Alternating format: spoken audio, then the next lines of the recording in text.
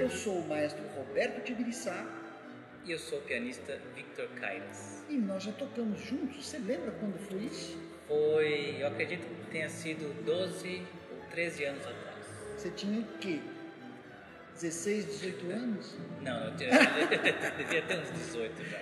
Bom, é incrível e de repente estamos aqui de novo. Você vê o que é o nosso mundo da música. Estamos aqui junto de novo e tocando o mesmo concerto. O concerto de Schumann, Opus 54 em Lá menor, que eu adoro. Eu toquei aqui, nem sei quantas vezes eu já toquei, mas toda vez que eu toco, ainda mais com um maestro tão bom aqui, é uma alegria grande estar em São Paulo novamente. E de última hora, né? De última hora. Hoje vai fazer o quê? 6 dias que eu recebi a notícia. Caramba. Que eu ia fazer a substituição.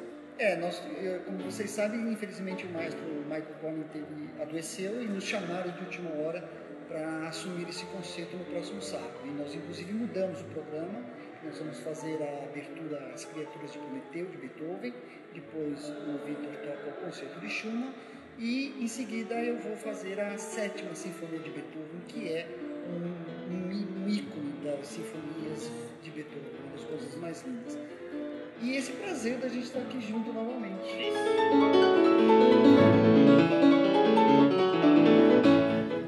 E nós dois, então, queremos convidar vocês para nos assistir, junto com essa maravilhosa Orquestra Sinfônica da USP, no próximo sábado, dia 25, às 21 horas, na Sala São Paulo.